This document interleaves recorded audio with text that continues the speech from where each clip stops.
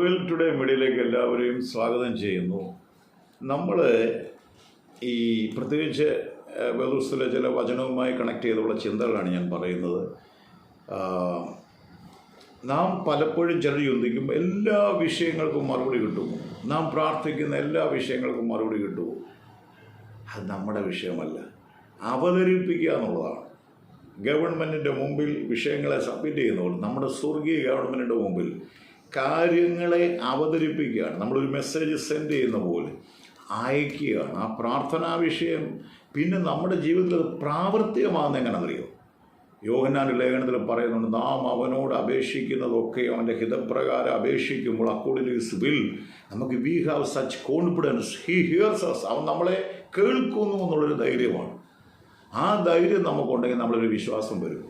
ലഭിച്ച പോലെ നാം ചിന്തിക്കാൻ തുടങ്ങും, ലഭിച്ച പോലെ നാം സംസാരിക്കാൻ തുടങ്ങും. സംശയത്തിന് അവിടെ സ്ഥാനമില്ല. അയ്യോ വൈകുന്നല്ലോ എന്ന് നിങ്ങൾ പറയത്തില്ല, അത് വരും. ഒരു കൊറിയർ അയച്ചിട്ടുണ്ട്, അല്ലെങ്കിൽ ഇന്ന കാര്യങ്ങളുണ്ടെങ്കിൽ അവർ സെൻഡ് ചെയ്തിട്ടുണ്ട് എന്ന് പറയുമ്പോൾ നമ്മളതിന് വെയിറ്റ് ചെയ്യുന്ന പോലെയാണ്. അതുകൊണ്ട് ഏത് വിഷയങ്ങളിലെങ്കിലും ഭാരപ്പെടുന്നവരുണ്ടെങ്കിൽ ആയിരിക്കുന്നിടത്ത് എന്നെ ഒന്ന് സഹായിക്കണമേ എന്ന് പറയുമ്പോൾ അവിടെ ആ അയക്കേണ്ടതുപോലെ ദൈവകരങ്ങളിലേക്ക് ആ കാര്യങ്ങൾ കൊടുത്തു കഴിയുമ്പോൾ നിങ്ങൾക്ക് അത് ലഭിച്ചു എന്നൊരു സന്തോഷം വരുന്ന ഞങ്ങളറിയാം. ആ ഭാരം നിങ്ങൾക്ക് പിന്നെ ഫീൽ ചെയ്യത്തില്ല. ആ വിഷയത്തിൻ്റെ മേൽ നിങ്ങൾക്കൊരു പീസ് ഫീൽ ചെയ്യുന്നെങ്കിൽ നിങ്ങൾക്കതിന് മറുപടി ലഭിച്ചു എന്നുള്ളതാണ്. അപ്പോൾ ഏത് വിഷയങ്ങളിലും പിന്നെയും പ്രാർത്ഥിക്കുന്നു, ഭാരം മാറുന്നില്ല, പിന്നെയും പ്രാർത്ഥിക്കും. അതിൻ്റെ അർത്ഥം താങ്കൾ അത് ഹാൻഡ് ഓവർ ചെയ്തിട്ടില്ല. നിങ്ങളുടെ കയ്യിൽ നിന്ന് ആ വിഷയം ദൈവത്തിലേക്ക് പോയിട്ടില്ല. പോയെങ്കിൽ ലഭിക്കുന്നതിന് മുമ്പ് നിങ്ങൾക്ക് സന്തോഷം വരും. അതാണ് കർത്താവ് പറയുന്നത്, പ്രാർത്ഥിക്കുമ്പോഴൊക്കെയും ചോദിക്കുന്നത് ലഭിച്ചു എന്ന് വിശ്വസിപ്പീൻ.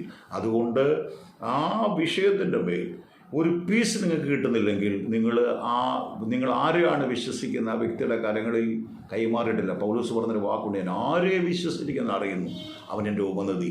കൈമാറിയാൽ കാണുന്നില്ലല്ലോ എന്ന് മറ്റുള്ളവർ പറയുമ്പോഴും നിങ്ങൾ പറയും, അബ്രഹാം പറഞ്ഞ പോലെ പറയും, കരുതിയിട്ടുണ്ട്. ഇത് അനുഗ്രഹമാണെങ്കിൽ ഷെയർ ചെയ്യാൻ സമയം മറക്കല്ലേ. നിങ്ങളുടെ ആ വിഷയമുണ്ടല്ലോ, നിങ്ങൾ ദൈവസന്നിധിയിൽ കൊടുത്തൊരു വിഷയമില്ല, ഒന്നും കാണുന്നില്ലായിരിക്കാം, പക്ഷെ അത് വെളിപ്പെടാൻ പോവുക. ഒരു കൈപ്പത്തി പോലെ നിങ്ങളുടെ വിഷയത്തിൻ്റെ ആൻസർ വെളിപ്പെടാൻ പോവുക. ദൈവം അനുഗ്രഹിക്കട്ടെ.